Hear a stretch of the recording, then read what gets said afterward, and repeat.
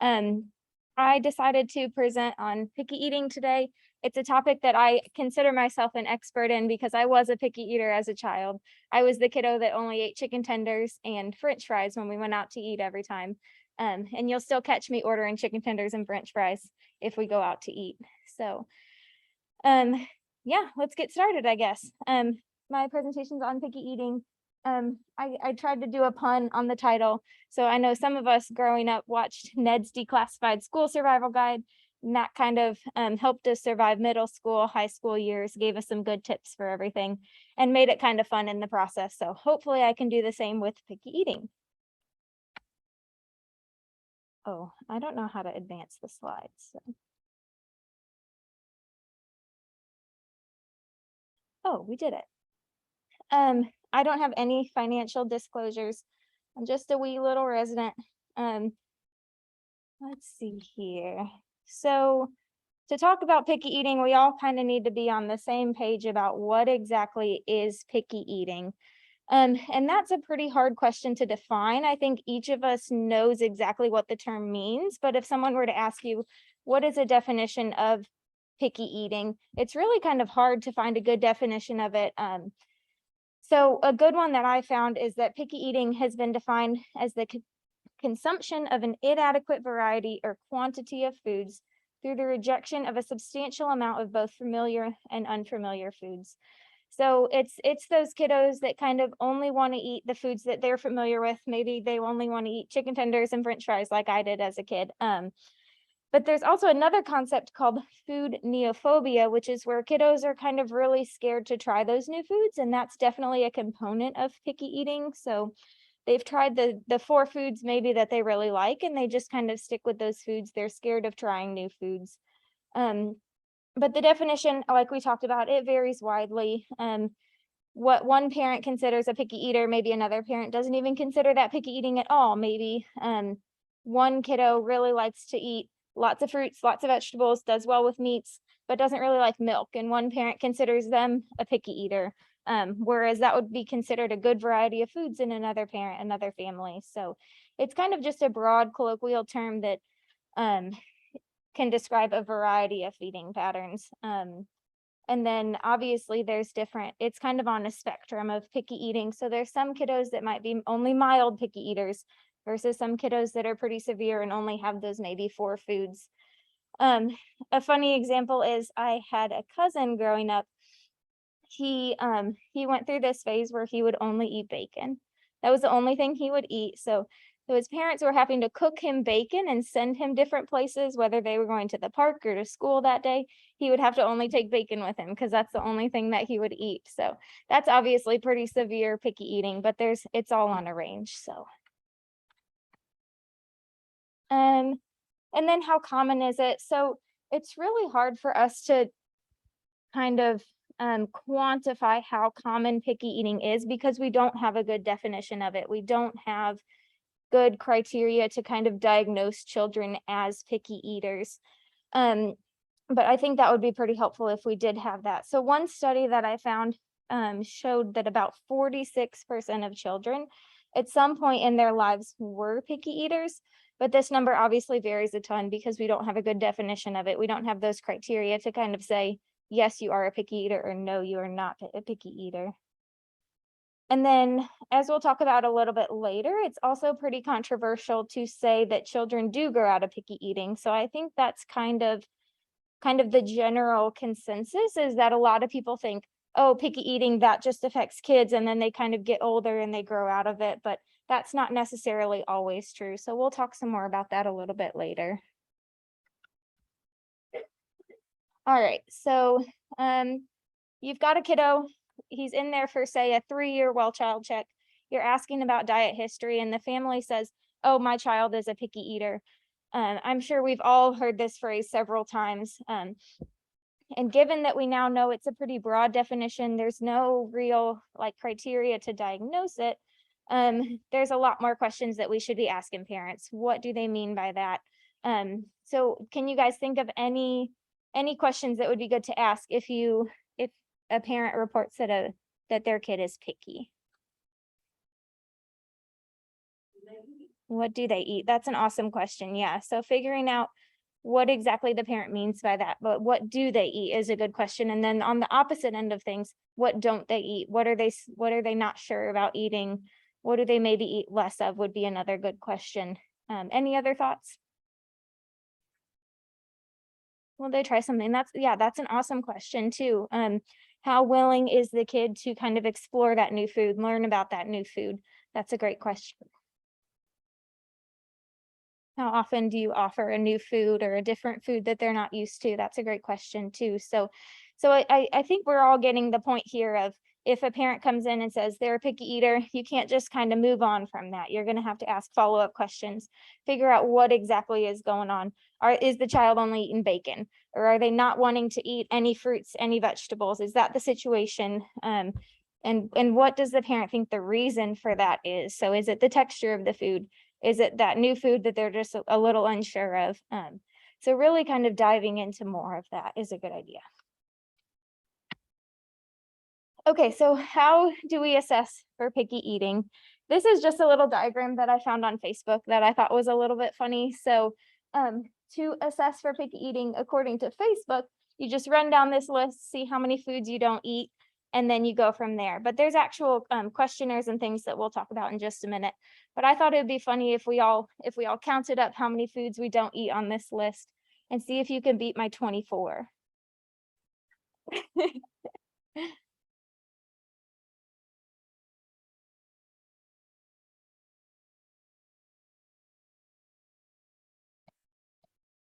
Do we have some numbers yet? 18? Okay, you're getting close, Okay. 3? Wow, Ellie, okay. 2, Mac will eat anything. Mac is not afraid. 1, don't eat tofu. Wow. Okay. Snail. I just thought that would be a little fun exercise. Seems like 24 might be the winner here. I don't see anyone in the chat yet, but okay. Uh-oh. Is it going to the next one? Let's see. Please advance to the next slide. How do I make it go? Oh, there we go. Okay, so how do we actually assess for picky eating? Obviously, we don't use Facebook to assess. I'm going to pull up this website here. It has all kinds of different questionnaires. As you can see here, there's tons of them. So these are just different questionnaires about food habits in general. So there's the general nutrition knowledge questionnaire, which can be really helpful if you're kind of questioning how much the family actually knows about nutrition, how much the family actually knows, okay, the child needs a good amount of meats or proteins, fruits, vegetables, dairy, about the different categories of foods in the family's knowledge. There's the child eating behavior questionnaire, which is a good one. We'll talk about that one a little bit later. There's a questionnaire for babies. There's a questionnaire for adults, for teenagers. There's even a questionnaire for dogs on here. I know we have a ton of dog lovers. So if you're concerned about your dog's eating habits, you can pull that one up. We're going to kind of explore a few of these questionnaires because it's, what does this mean? Because it's pretty helpful. And a few of the studies that we'll talk about a little bit later use each of these questionnaires. So this is the child eating behavior questionnaire. So as you can see, it asks lots of different questions around their child's behavior when surrounding food, when they go to eat. And then there's these little codes off to the side here. Can you guys see my, yeah, okay. So these little codes, if you scroll down on the questionnaire, kind of gives you, it kind of decodes what's going on. So if the child has a bunch of questions where they answer always to like the EOE category, for example, then that can give you good indication that the child eats when they're emotional. So maybe teaching the child different ways to handle their emotions can help with their eating habits. EUE is emotional undereating. So this is a good diagnostic tool to kind of figure out what exactly is going on. Why is this child having these funny eating habits? Let's see here. Here's the PowerPoint. Okay. Let me get it to, oh, there it is. Okay. And then just a few other ones that I wanted to talk about here is the adolescent food habit checklist.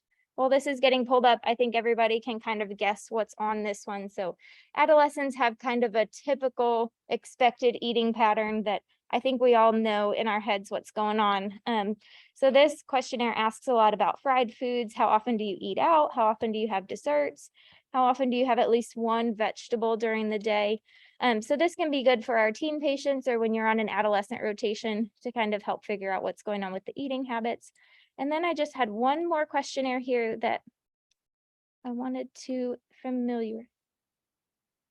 go to minimize this. Okay. Oh, nice. Okay. And then some of the other studies that we'll talk about later use the food preference questionnaire. So this is a questionnaire that just lists random foods, kind of like our Facebook questionnaire did. And then the parents can say, has the kid ever tried this food? Do they really like this food? Do they not like this food? At the end, there's a way to tally everything. So on this questionnaire, there's 19 vegetables, there's 16 fruits, and then different categories of foods. And then you can go through and score the questionnaire and see, okay, this child eats maybe 15 out of 16 of these fruits on this sheet, but only 2 out of the 19 vegetables. So then, you can kind of hone in on those vegetables category and kind of help that way. So that can kind of help you figure out what exactly foods do we need to work on and what foods are they already doing pretty decent with. So those are just a few of the questionnaires to try to help us out. Oh, okay. And then what factors kind of determine or increase the risk that a child will be a picky eater? So if the child is a boy, they're more likely to be a picky eater. If they had a lower birth weight, if they were born prematurely, then they can be more likely to be a picky eater. If the mom is non-Western ethnicity, that's been shown to increase the risk of their kiddo having picky eating. And then if they come from a low income household, that can also increase the risk of picky eating. And then one study that I was looking at showed that younger moms, if children have more emotions and they kind of express their emotions a little bit more, that can affect their eating and maternal negativity towards food, towards eating in general. If kids are exposed to those three things at age 1.5, then they're more likely to be picky eaters at age 2.5 and 4.5. And then obviously temperament in both the child and the mom can affect eating. We saw that on one of the questionnaires, the child eating behavior questionnaire. So sometimes when kiddos are stressed, they either turn to food for comfort or they kind of stay away from food so they can feel a little more in control of the situation. So emotions either way can definitely affect how eating patterns and everything. And then having a sibling has also been shown to be protective against picky eating. So I thought those were kind of interesting. There's a little graph here. Oh, all right. So this table kind of nicely lays out the different risk factors for picky eating. I thought it was a good little visual. So increased sensitivity to taste, smell. Those are kind of the kiddos that you might think, oh, this kid kind of struggles with different textures of food. So maybe it's not the actual taste of the food that the kid doesn't like, but it's the texture. Like I know pineapples have a weird texture, bananas, that kind of stuff. So, if they're a boy, that makes them more likely to have picky eating, be affected by it. If they had decreased weight, they're more likely to be a picky eater. And that was like we talked about if they were premature or if they had low birth weight, that can really affect things. We already touched on child personality. So some kiddos eat to handle their emotions, some kiddos don't eat, and that kind of makes them feel more in control of things.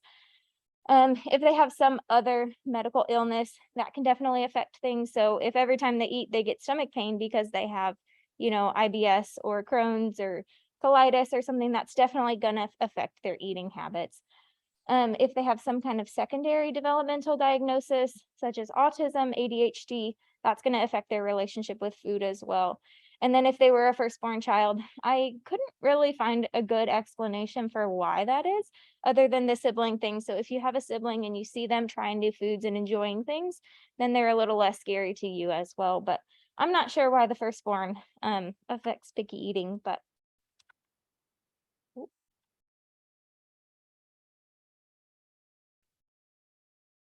Okay, so then we've figured out what factors affect children and cause different picky eating, but what about with the parents? So there's lots of different studies that show that mothers with anxiety, depression are more likely to have children who are picky eaters.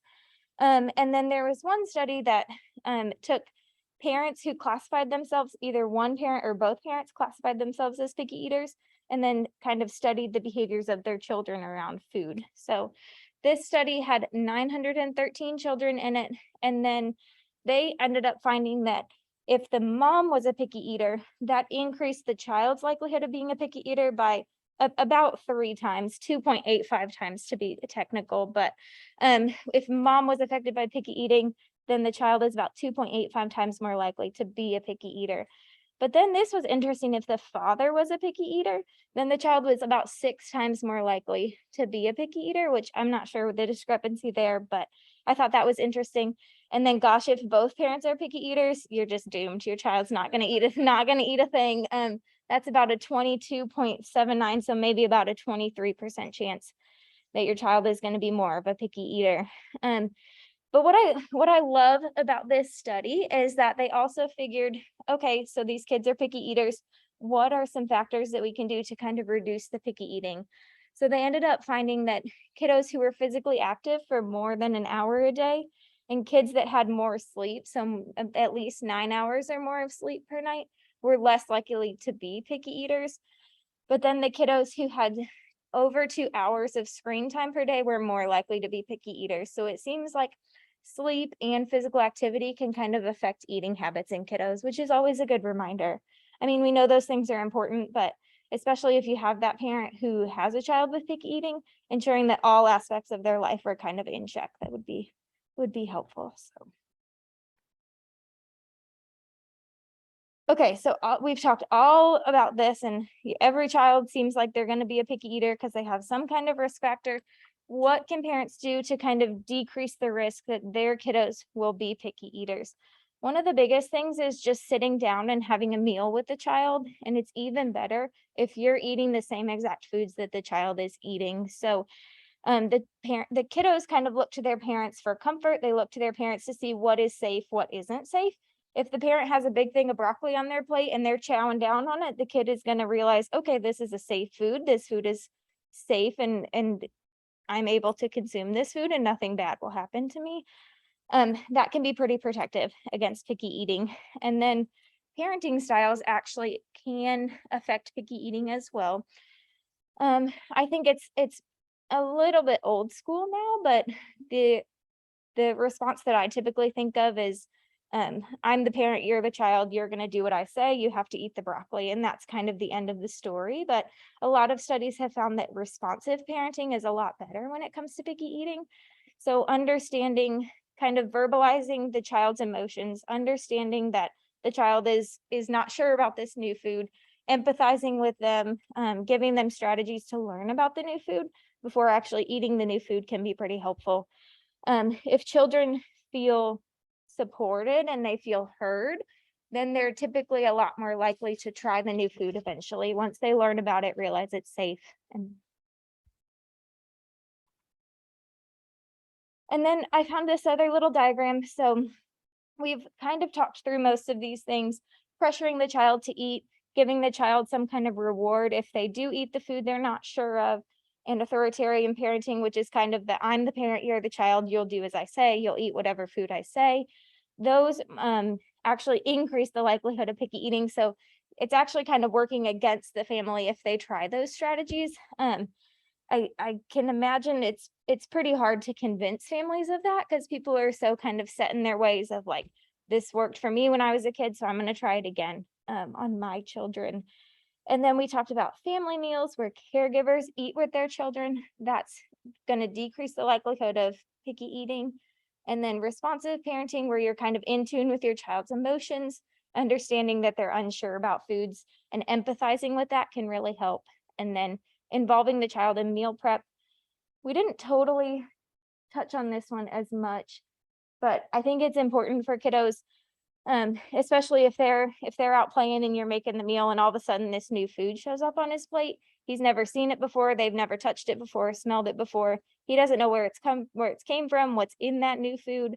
So involving him in the process of buying it at the grocery store, making that a fun process, and then chopping it up and whatever, if you're steaming broccoli or however you're cooking the food, involving them in that process so they can kind of familiarize with the food throughout the whole process can be helpful.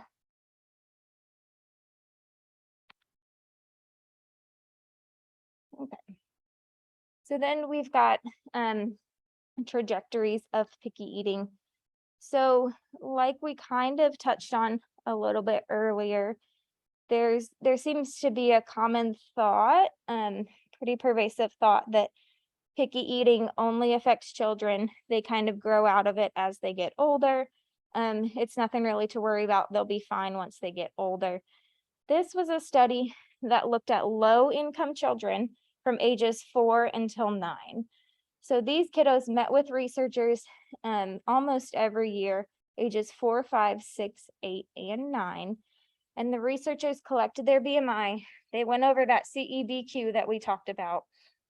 They did the child feeding questionnaire to learn about the feeding habits, and then they did the caregiver feeding styles questionnaire, which is one that we didn't totally touch on in depth, but it kind of assesses the caregivers and how they offer new foods, how they try to feed their children new foods. So what they found in this study is actually, I thought it was really interesting, is that at that age 4, which is when that's the first time that they met with the parents and the parents filled out that CEBQ, they kind of classified the kiddos into 3 risk groups, I guess.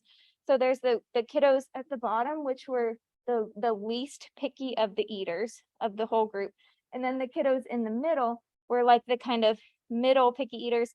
And then we have the most picky eaters up at the top. So what I thought was most interesting from this is that you can kind of see the kiddos that were not as picky kind of stayed not as picky and kind of scored pretty consistent on that CEBQ up through age 9, which is the last time that the parents met and filled out that CEBQ. But then the kids that were the most picky of the eaters, you can kind of see that line keeps going up. So at age 4, they were pretty picky, but then as they got older and older, they almost became more picky as time went on. So I think that's important. I've got some words here that talk about that basically, but this study was interesting because it kind of debunks that thought that, okay, all children go out of picky eating, it's going to get better as they get older. This study actually showed that for some kiddos, especially those that come from lower income families, the picky eating can actually get worse over time. So I think that's important for us to keep in mind, especially with the low income families that we have coming through our clinic. And then the other thing that this study was really interesting on is that wherever they ranked on that chart, whether they were not a super picky eater or whether they were a super picky eater, children kind of stayed there throughout their lives. So from age 4 until 9, if they weren't at all a picky eater, then at age 9, they were most likely to not be as picky of an eater. And that kind of differs from some of the other studies that we have. And I think that's because this study focused on that low income population. And for us, I think that's really important to keep in mind because we do see a lot of families from low income backgrounds, and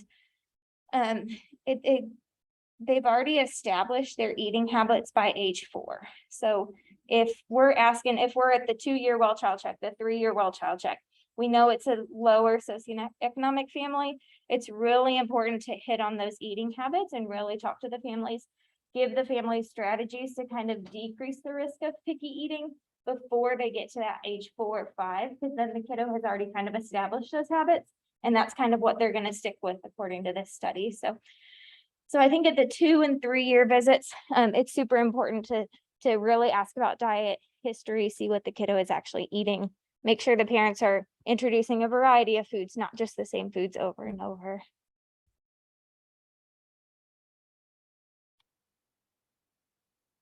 Okay, so then another topic that I wanted to talk about, hold on, I need to drink here. is BMI.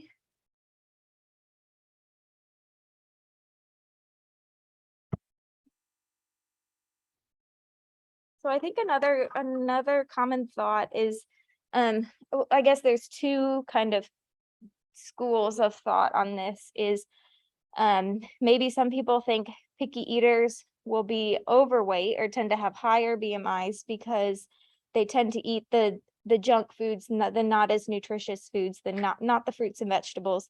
They're more of the chicken tenders, the fried foods, the pizzas. And then there's another school of thought where picky eaters might be underweight, might have a lower BMI because they just don't eat a ton of foods. Yeah, maybe they eat the junk foods, but they don't eat a ton of them all the time. So the study that we talked about earlier showed that the more picky a kiddo is, the more likely their BMI is to be lower. And then kind of the opposite of that, if they're less picky with their eating, then their BMI tends to be higher. So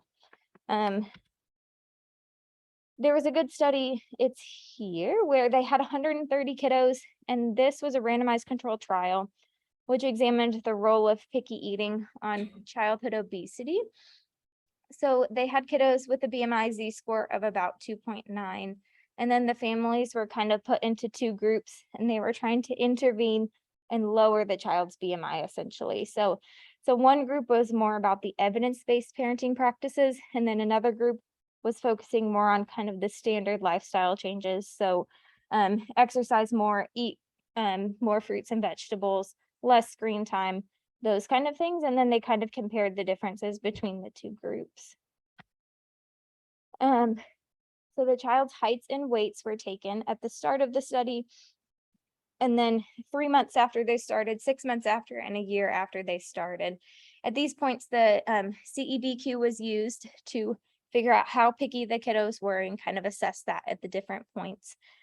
And then they also used the food frequency questionnaire just to get a little bit more information about the kiddos' diet habits. But what was interesting is that neither group really had an effect on reducing the degree of picky eating in the kiddos. So the evidence-based group didn't really have an effect, and then the standard lifestyle practices didn't really have an effect either.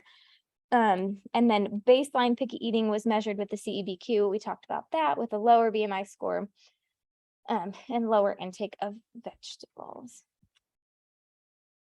Let's see. So why are we talking about this study? So this study I thought was really interesting because ultimately the study found that children who are kind of the more severe picky eaters tend to have a lower BMI, which, okay, that's interesting. But it also found that the children who have a higher BMI and are picky eaters, that picky eating kind of acts as an additional barrier to the kiddos actually lowering their BMI, losing the weight, doing the right things to kind of get the good results that we want. So I think it's important for us to keep in mind, we deal with a lot of kiddos with higher BMIs, and thinking about, okay, what different barriers do they have to actually losing weight or kind of eating the right foods and things.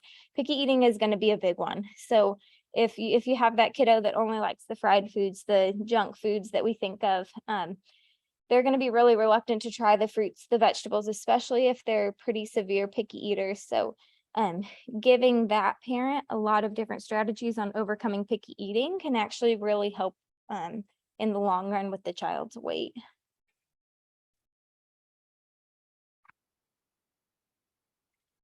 Okay, so we have identified a picky eater. We know what different areas they kind of struggle with, particularly with their picky eating. So now what do we do? One study suggested that introducing different textures of foods before 9 months old, which seems super early to me, but introducing those different textures of foods can really help kiddos become familiar with a lot of different foods. So I think we all know kiddos eat or drink milk the first 6 months of their life. And then the first couple of times they have bites of food, they kind of spit it out. They don't really know what to do with it. So it's just all about familiarizing the child with a lot of different types of foods so they don't think, oh, all foods are really sweet like fruits are, or all foods are nice and soft and don't really need chewed up like milk and those purees that we feed. So it's also helpful, like we talked about, for kiddos to see parents eating the same meals that they're eating. Like I said, that's kind of a comfort level thing. It's a way to familiarize the kiddo with foods.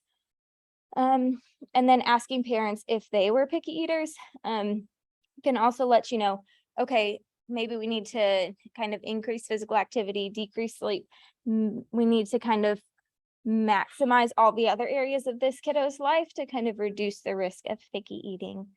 And then one of the biggest parts is parents get so worked up about their kid being a picky eater, they stress about it, they're really worried about it.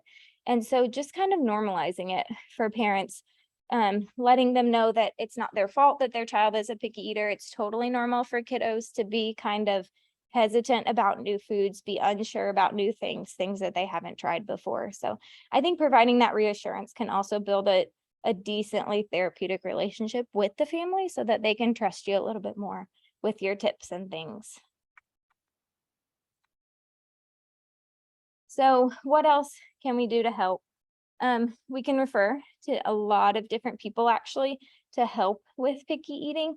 Occupational therapy may be able to help in certain cases. So we tend to think of occupational therapy and physical therapy as kind of the bones and joints things, the motor stuff, but actually a lot of kiddos, their issues with picky eating aren't just trying new foods, it's the actual texture of the foods. Maybe they like the taste of the food, but the texture is a little funky. So occupational therapy can really help us get the child used to new textures, get them some sensory input so they feel more comfortable eating different foods. Speech therapy is also super helpful. And then some cities have like pediatric feeding specialists, which is sometimes a branch of speech therapy, and they can really be super helpful in introducing those new foods. Dietitians. So dietitians would be more helpful, I think, if we're concerned about the family's knowledge level as far as nutrition. So maybe some families don't know that kids need fruits and vegetables, and dietitians can be really helpful in meal planning and also figuring ways to incorporate foods that the kiddo already does like in healthy ways. So, and then our BHC team is awesome. I know I for sure reached out to Dr. Tolliver, Dr. Matthew Tolliver, for different resources for this presentation. They've got all kinds of awesome things. And if your office doesn't have that, hopefully you have some kind of equivalent or can refer to some kind of equivalent in your city. So here's the resources that Dr. Tolliver sent me. We can just talk about the gist of them. I can share the PowerPoint if you guys want access to these things.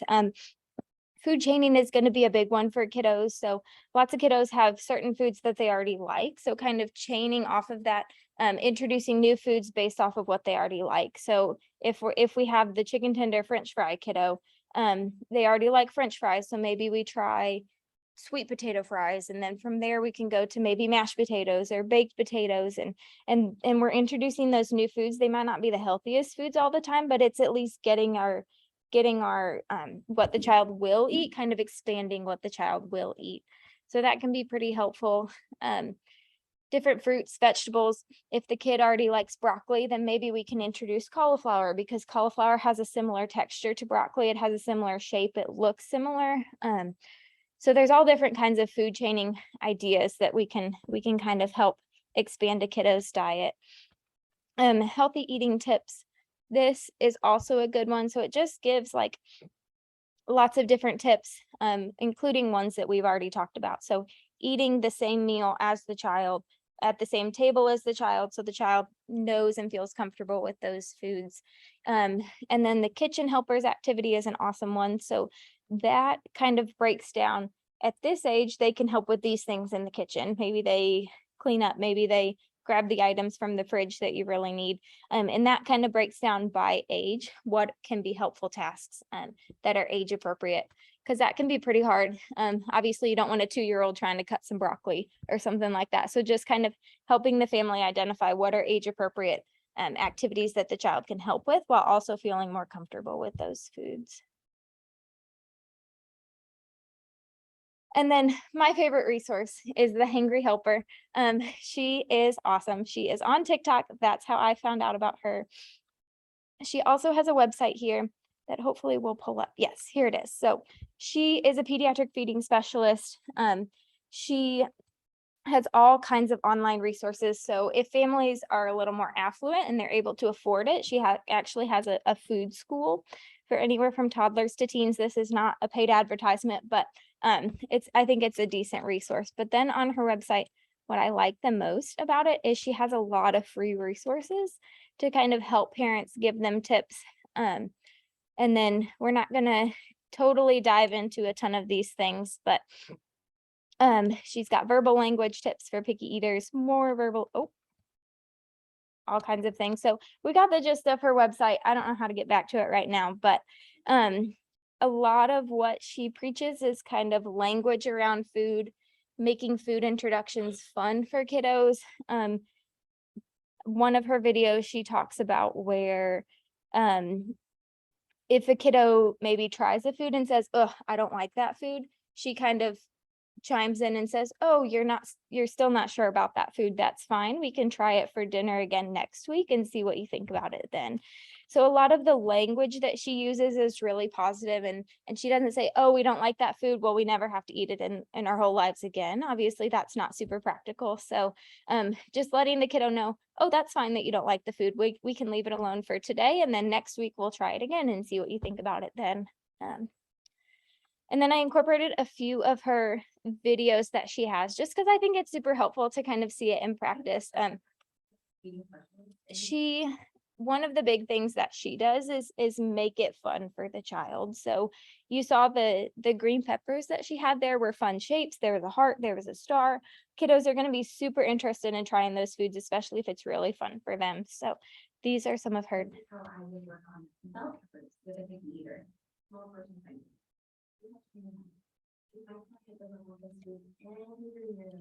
So that's something that she emphasizes over and over in a lot of her videos is small portion sizes. So I'm sure you guys can imagine if you've never had broccoli before and then there's a big huge pile of broccoli on your plate with like 16 pieces, that's going to be really intimidating.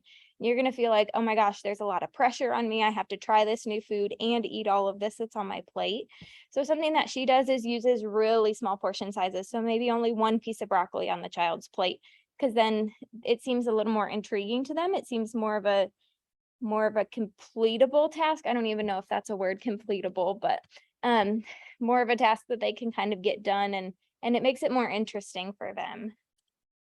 We're going to start with just looking at it, throwing it, and touching it. Then I would work towards looking, kissing, and tapping it on the teeth. And that might be as far as we get during one meal. But maybe the next time I introduce really fun, cute shapes. Communication are a great way of taking pressure off of your picky eater during mealtime. You can also share a really tiny piece of a preferred food like pizza. Maybe we stick a tiny cube on top of pizza and see how it tastes. And bowl with thin strips of a bell pepper, any color, and a preferred dip. So you can see she has all different kinds of strategies. She just talked through a decent number of her strategies. At first, it's really important at first to make sure the kid knows you don't have any obligation to eat this food. Nobody is going to force you to eat this food. Let's learn about it together. That's kind of the language that she uses. And then they just learn about the food. So maybe they feel it, maybe they smell it, they kiss it or tap it on their teeth, or they try to crunch it really loud. That can help familiarize the kiddo with the food and kind of decrease the pressure and keep it fun for the kid. So I really liked that video that she makes. And then there's one more. And she sometimes uses her own kiddo to kind of introduce new foods. So here he's trying to eat some new salmon.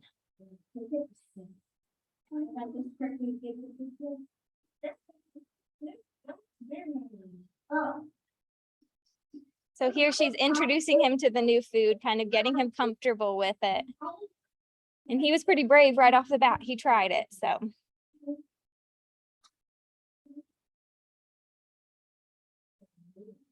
So then now that he's comfortable with the food, she offers more of that food.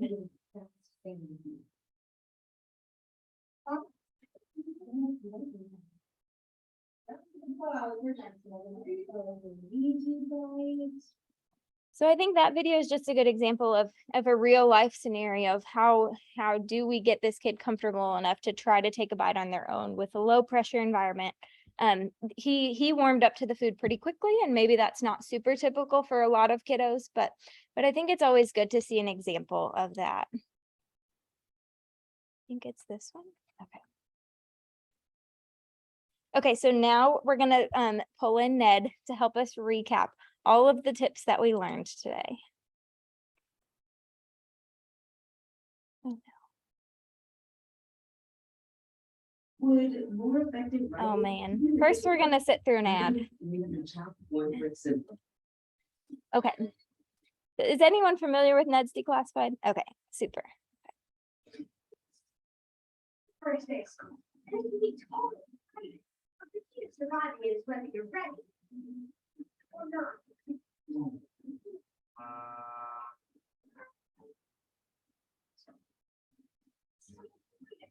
Stuff in the backpack. It's dangerous and it might give you that helpless turn. Okay, so tip number 1 from Ned is avoid overstuffing the backpack. We can relate that to kiddos because we don't want to overstuff their plate with brand new foods. We don't want to overwhelm the kiddo. That puts a lot of pressure on them to feel like, wow, I have to eat a lot of this new food that I'm already not super comfortable with. So maybe only 1 or 2 pieces of a new food at each meal is a good idea, and only 1 new food at each meal. Making sure they have a lot of different preferred foods on their plate, and then just 1 or 2 pieces of that new food can really help them feel more comfortable. Let's see. And get to it soon. This will give it a chance to grow in. A last minute mom job might give you an unwanted nickname for life. It's So we definitely don't want our kiddos running and screaming away from those new foods. So another tip is similar to waiting for a bad haircut to grow in. We have to be really patient with the kiddo when we are introducing these new foods. Some research has shown that it takes up to 15 to 20 interactions before a kiddo is actually comfortable eating a new food and consistently eating it. So encouraging parents to stay really patient with the process, and encouraging them to continue to introduce new foods, even if maybe once or twice the kid has said, hey, I'm not sure about this. I don't really like this food. Continuing to at least try is a good option. And then last tip. Oh, there it is. Yeah.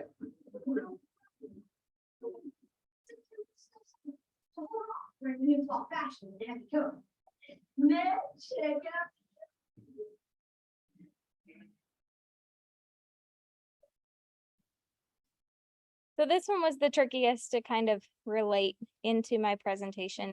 Everyone's fall fashion preferences are going to be different. When everyone pulls out their big giant winter coats is going to be different. And that's the same with our kiddos. So they are going to have food preferences, and that's totally fine. I think us as adults even have food preferences. But continuing to offer a variety of foods can be really important. Maybe if they aren't so sure about cooked carrots, then we can try raw carrots one time. Or if they're not so sure about those sweet potatoes, the baked sweet potatoes, we try a normal baked potato. So offering a variety of foods to kiddos and kind of switching it up can be super helpful. So here's my sources, and I think that's everything. So hopefully you learned something, and we can all battle picky eating together.